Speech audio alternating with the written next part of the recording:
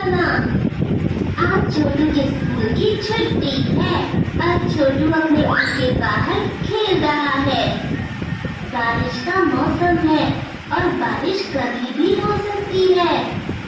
छोटू की माँ घर के अंदर खाना बना रही है। छोटू के पापा भी उनकी मदद कर रहे हैं।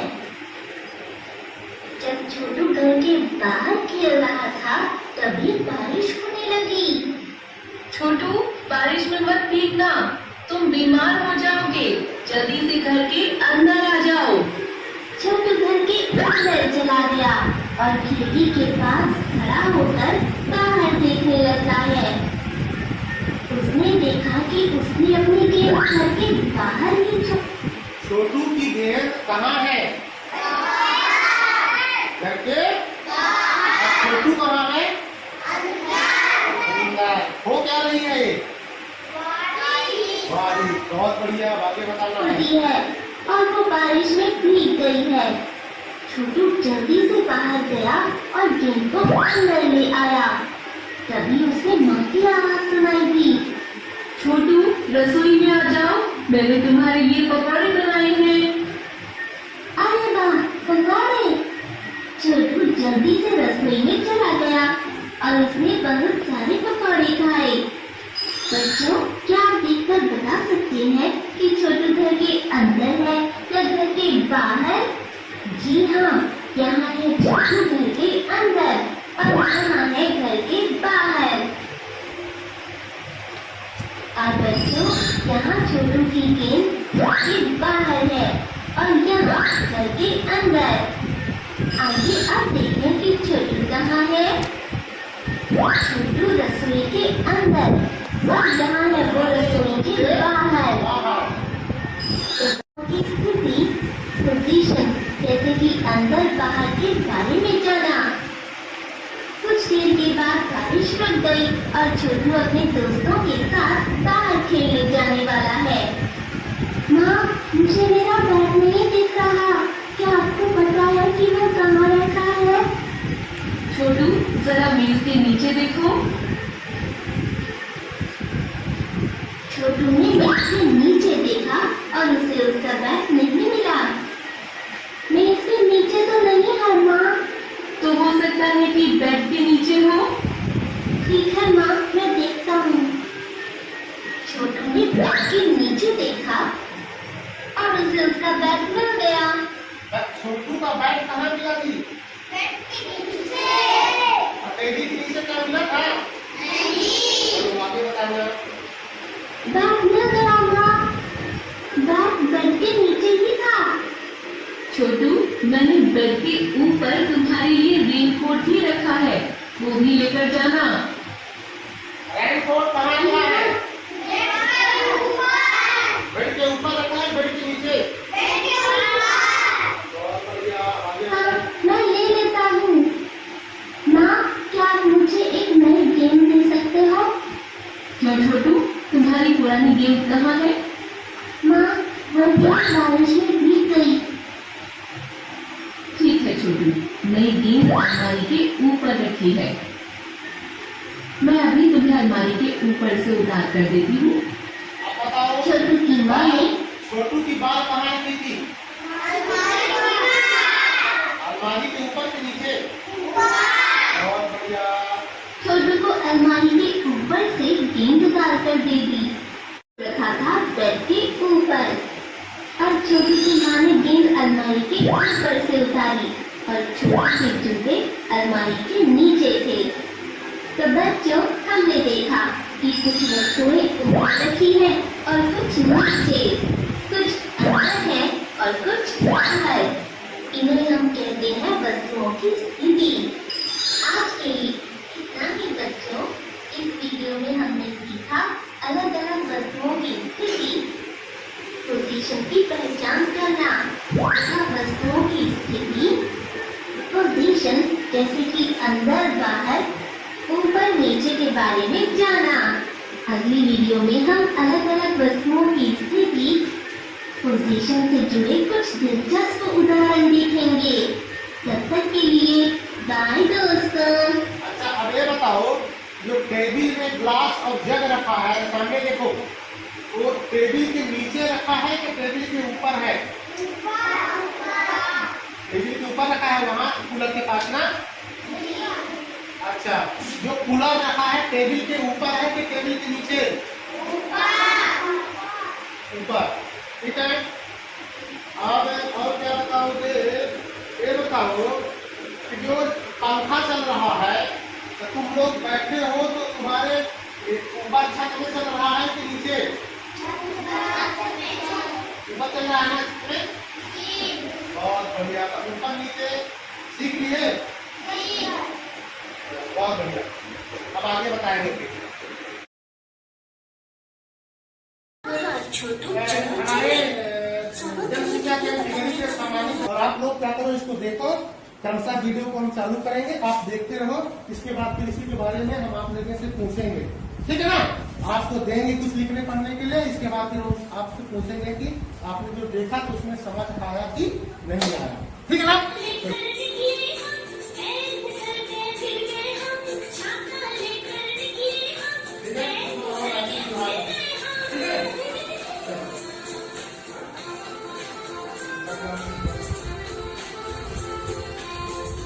यहाँ लिखना है स्वरमाला, ठीक है। क्या नाम है? जानकी?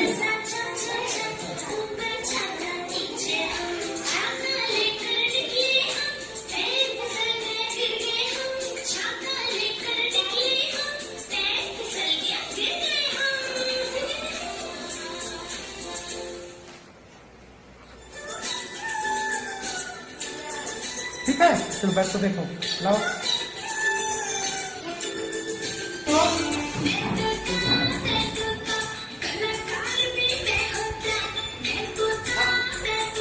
पूरा वीडियो तुम आप लोगों को देखना है, ठीक है ना। पूरा एक हफ्ते का जो वीडियो है, इससे बड़ी अभी आएगा, इसमें अंग्रेजी भी रहेगी, ठीक है ना। अभी हिंदी लिखे हो ना, ठीक है। चलो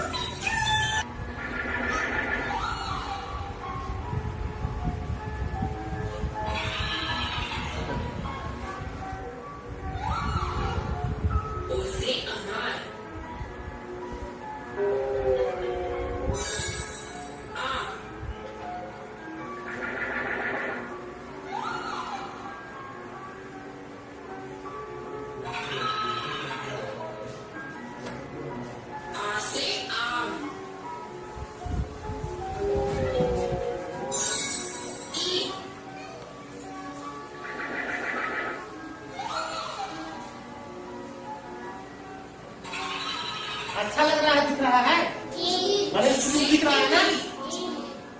कॉपी में भी लिखना है, तुम लोग जो कॉपी में दिए ना आप लोगों को ना, कॉपी में भी लिखना है इसके बाद, ठीक है।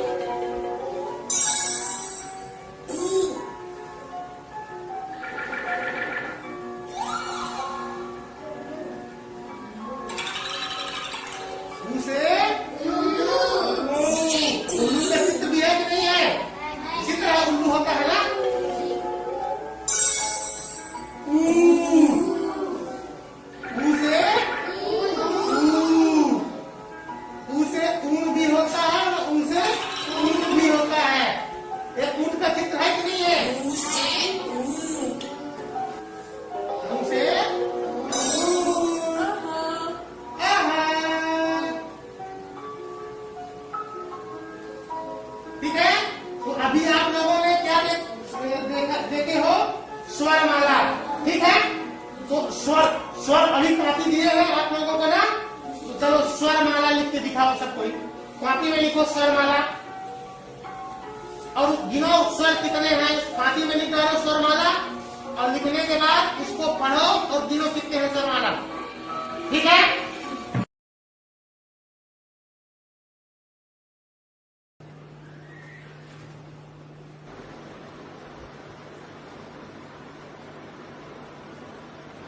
ये आगे पीछे लगाई गई है।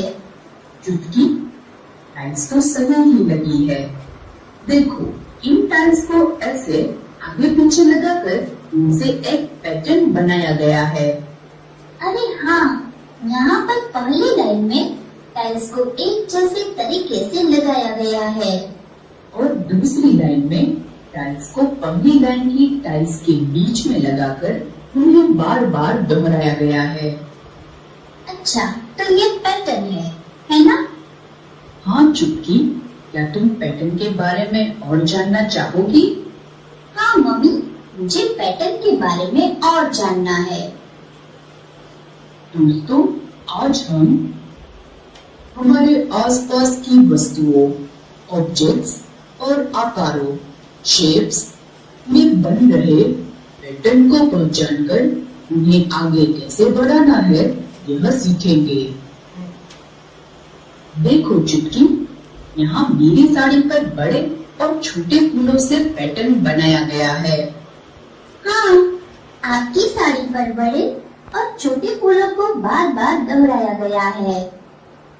और ये देखो, इस चेस में काले वर्ग स्क्वायर के बाद सफेद वर्ग और सफेद वर्ग के बाद काला वर्ग स्क्वायर है और ऐसे ही इस पैटर्न को दोहराया गया है। अरे हाँ, सही कहा। चुटकी, चलो अब रसोई घर में चलते हैं। हाँ, चलो। अब देखो, इस पानी के मटके पर भी त्रिभुज आकृति से पैटर्न बनाया गया है। अरे हाँ, ध्यान से देखो, इस मटके पर त्रिभुज ट्रायंगल बनाकर उसमें फूल बनाया गया है। फिर उसके पास ही उल्टा त्रिभुज ट्रायंगल बनाकर उसमें भी फूल बनाया गया है। हाँ, और इसी पैटर्न को बार बार दोहराया गया है। हाँ चुटकी, देखो, हमारे आसपास बहुत सारी वस्तुओं में पैटर्न होते हैं। हाँ मम्मी, मैं भी कुछ पैटर्न ढूंढती हूँ, पर क्या अभी आप मुझे होमवर्क करने में मदद करोगे? हाँ चुटकी, चलो मैं तुम्हें होमवर्क करवाती हूँ। मम्मी, देखो, मुझे ये होमवर्क करना है।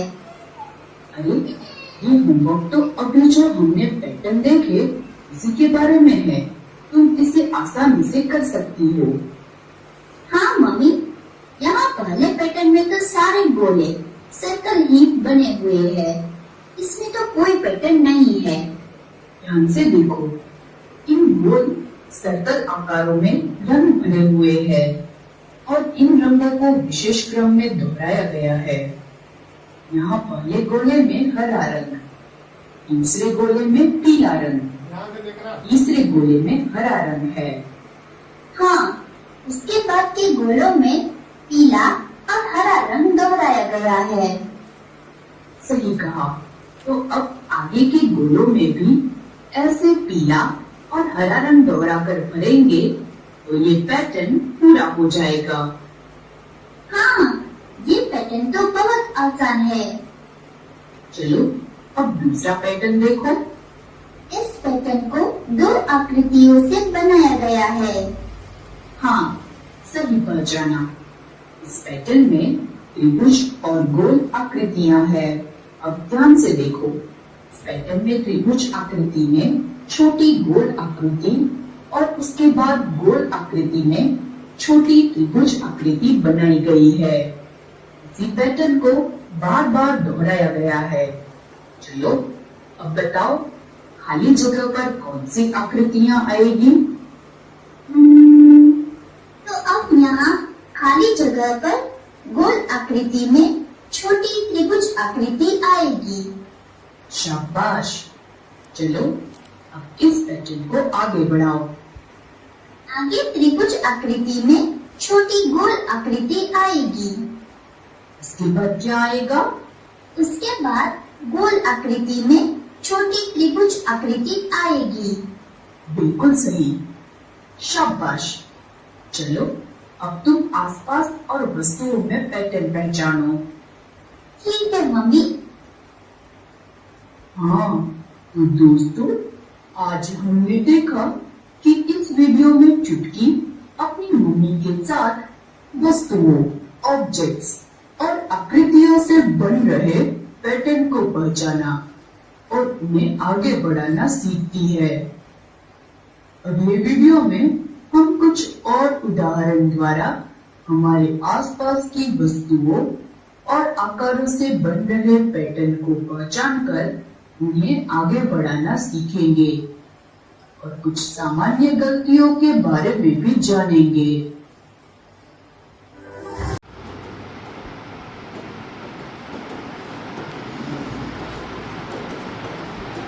और जल्दी से दूसरा बोलिएगा, दूसरा कोई और क्या होता है? प्रश्नों का महत्व, सीखने सिखाने में प्रश्नों का क्या महत्व है? और कोई दूसरा कोई बच्चे विषय वस्तु से मतलब कितने सक्रिय और ज्यादा मतलब क्यों आकर्षित है इस विषय से। बच्चों में क्या होता है? क्यूरियोसिटी, जिज्ञासा रहती है, ठीक है, उस विषय वस्तु को जानने के लिए, उस प्रश्न को जानने के लिए, और उसमें यह भी रहता है कि हम कहाँ पर हमको और इम्प्रूव करने की आवश्यकता है इसमें, ठीक है, इसमें हमको और कहाँ पे सुधार करने की आवश्यकता है। बहुत बढ़िया।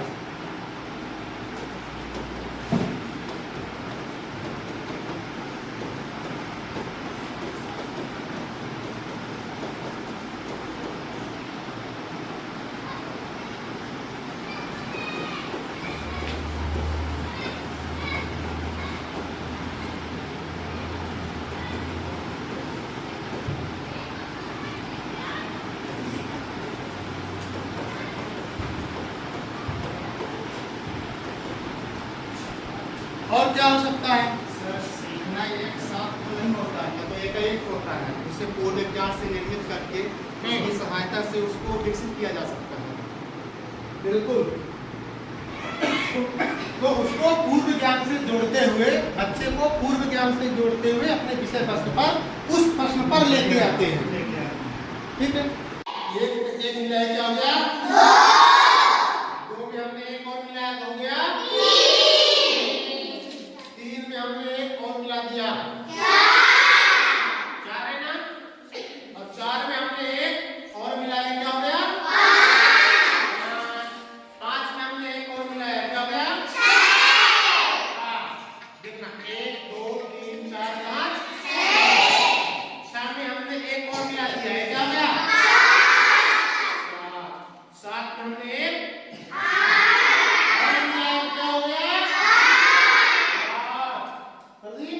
क्या हो गया? आठ। और आठ में हमने एक और मिलाया, क्या हो गया? और नौ में हमने एक और मिलाया, क्या हो गया? अब बस, और रबड़ से कस, ये रबड़ से हमने क्या किया? कस किया। और ये जो 10 है ना, ये 10 लकड़ी थी ना, 10 का क्या बन गया? ये बंडल। क्या बन गया? और इसको बोलते हैं, ये जो एक बंडल है ना, इसी को बोलते हैं ये 10, है ना? मतलब ये 10 और 10 जो इसमें 10 दिख रहा है ना, तो एक बंडल, ये क्या है? ये बंडल। तो इसमें कितनी लकड़ियां हैं? 10 हैं। कितनी लकड़ियां हैं? 10। 10 लकड़ी को जो उसका एक बंडल बन जाता है, उसको किस तरह बोलते हैं? 10। अरे उसको इधर देखो, ये है 10, है ना? देख रहे हो ना? तो एक बंडल में कितनी लकड़ियां हैं? 10। और बंडल कितने का बनता है? 10 का बनता है। 11 का बंडल नहीं बनेगा। अभी एक बंडल हो गया, देखना ये क्या है? एक बंडल, तो ये हो गया 10, एक बंडल, ये हो गया 10 और ये एक। इसमें कितने बंडल हैं बताओ? बंडल कितना है? 10 बंडल कहाँ है? बताओ बताओ बताओ। 11 बंडल कहाँ है? बंडल क्या है? बहुत बढ़िया, इसके लिए क्लैप करो। क्योंकि बंडल एक चीज में है, ये एक बंडल है। और पूरी लकड़ी कितनी है? जिसका बंडल नहीं मिला, कितनी लकड़ी है?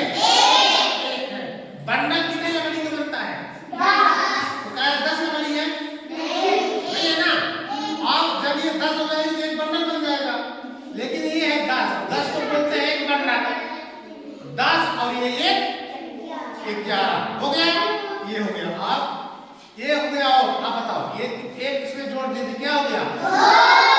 और ये क्या है? एक बंडल और 2 खुली थी, तब 10 और 2 है ना, और 10 2 12।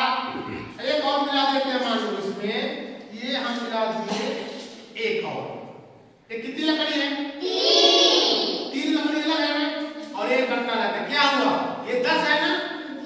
इस बंडल में कितनी लकड़ियां हैं? 10। और इसमें कितनी है खुली? 3।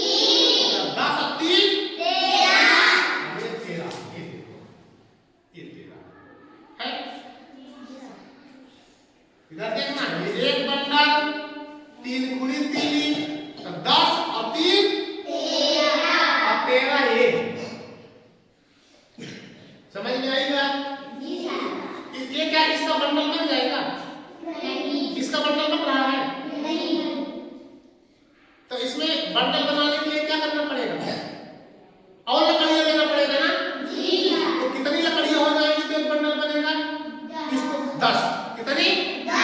तो अभी तो बंडल नहीं बना, तो ये 3 है ना, और ये क्या हो गया? ये 4। और ये क्या हो गया? बंडल 10 और 4 हुआ ना। इसमें 10 है, इसमें क्या है? 4। 10 4 14। ठीक है।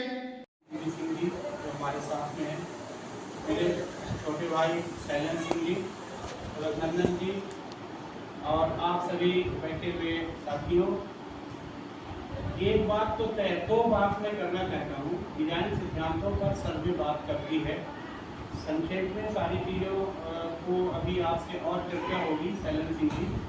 तो एक बात तो ये तय है कि आप सबको मालूम है, हम लोगों को मालूम है, इतना अच्छा प्रशिक्षण इस जन शिक्षा केंद्र में शैलेंद्र सिंह के द्वारा एक दिन पर। अभी हम लोग वहाँ बैठे थे तो ये चुटकी वाला देख रहे थे, चुटकी वाला सिस्टम इसका मुझे नहीं हो रहा है, इसका मुझे हो रहा है। तो मेरा कहने का मतलब ये है कि प्रशिक्षण ऐसी चीज़ है, ये तो आप लोग मानते हैं कि शैलेंद्र सिंह बहुत अच्छा प्रशिक्षण देते हैं, किसी भी विषय वस्तु को बहुत डीपली ध्यान देते हैं, एक एक चीज़ को टच करते हैं। लेकिन आप लोग ये भी सोचिए कि ऐसा कैसे हो पाता है, और ऐसा किस लिए हो पाता है। जब ये कहीं प्रशिक्षण में जाते हैं, ये सबसे पहले पहुँचते हैं और सबसे अंतिम में वहाँ से उठते हैं, और एक एक चीज़ को, अभी कल भी प्रशिक्षण था, परसों भी था, 16 को और 18 को, तो हम लोग वहाँ गाइड में थे तो देखा कि सबसे पहले 10:30 में पहुँचा तो शैलेंद्र सिंह पहुँचे थे। ये पोस्टर बैनर सब बनवा कर वहाँ ले गए, पता नहीं उसका पैसा गाइड देगा कि नहीं देगा, लेकिन इच्छा शक्ति थी, उनको लगा कि ये प्रशिक्षण अच्छे से हो, तो वहाँ सारी चीज़ें लेकर गए थे। व्यस्त थे, कहाँ किसको लगाना है, क्या करना है, हम लोग भी पहुँचे, कहाँ किन पहुँचना है, खुद ही लगा।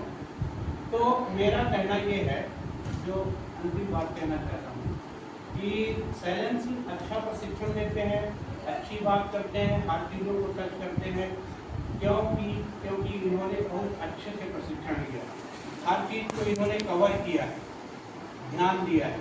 तो मेरा कहना ये है कि आपको अगर इतने अच्छे प्रशिक्षक मिले हैं तो आप भी इतना डीपली प्रशिक्षण लीजिए, एक एक बात पर गौर कीजिए और इसको ले जाकर कक्षा में इसका प्रयोग कीजिए। 70-30 की बात आई होगी, अभी और आएगी। 70-30 हमको 30% एक्टिविटी करना है, 70% छात्रों को एक्टिव करना है। क्या है कि हम लोग कक्षा में जाते हैं, हमने हिंदी का एक पाठ पढ़ाया, बच्चों को समझ में आ गया, सारे बच्चे एक स्वर में बोलेंगे यस सर, हाथ उठाओ किसको किसको समझ में आ गया, सारे बच्चे बोलेंगे यस सर। लेकिन जब आप उनसे पूछेंगे ना तो उसमें बच्चा 10%, 15%, 20%। तो अब ये क्या है कि जो हमारे विभाग पर, हमारे टीचर्स पर एक बहुत बड़ा कलंक लगा हुआ है। आज की स्थिति में हमारी प्राइमरी स्कूलें सारी बंद हो रही हैं। शैलेंद्र सिंह स्कूल में इतने सारे बच्चे थे, बहुत सारी स्कूलें ऐसे यहाँ 5 बच्चा, 10 बच्चा, 15 बच्चा, 1 बच्चा, 2 बच्चा। भविष्य में इन सब स्कूलों का सरकार में है, सब चली जा रही है, टीम राइज में घुस जाएंगे, सब टीचर वहाँ चले जाएंगे, आगे के रास्ते बंद हो जाएंगे। तो हम आप सब मिल करके ऐसा कुछ करें कि हमारे बच्चे अपने क्षेत्र में जो उनका स्तर होना चाहिए उस स्तर पर हो। ये FLN की व्यवस्था है, 2027 तक हमको लक्ष्य पूरा करना है। तो सभी लोग मिल करके और इस कलम को धो दें हमारे सभी बच्चे अच्छे हो जाएं। हम लोग पूरा प्रयास करें, मेहनत करें और इस शैक्षिक संवाद के उद्देश्यों को 100% अपने स्कूल में लागू करें। मेरा इतना ही कहना है, बाकी सारी बातें कर रही हैं और अभी जो शेष होगा तो भाई शैलेंद्र सिंह जी उसको पूरा करेंगे। लेकिन अंतिम बात ये है कि आप लोग इसका प्रयोग, इसको पूरी तरह से प्रभावी ढंग से शैक्षिक संवाद को अपनी शालाओं में प्रयोग कीजिए। आपको बहुत अच्छा रिजल्ट मिलेगा, बहुत बढ़िया रिजल्ट मिलेगा और आपको लगेगा कि हम भी कुछ कर रहे हैं। बाकी स्कूल तो हम लोग जाते हैं 10:30 बजे जाते हैं, 4 बजे 5 बजे लौटते हैं। स्कूल तो सबको जाना है, लेकिन अगर इतना कर लें तो बहुत अच्छा लगेगा, आपको आत्मसंतोष होगा। धन्यवाद। Very good.